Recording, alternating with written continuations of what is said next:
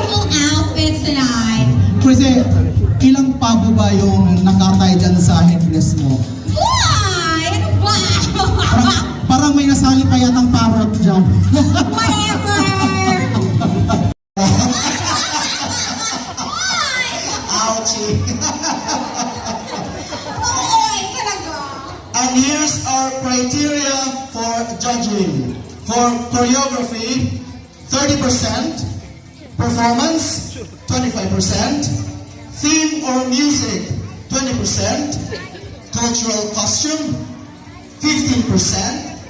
And audience impact, 10%. With a total of, ilan, Cruze? 100%! Wow, ang galing mo talaga sa math, Cruze. I know, right? Naniwala ka naman.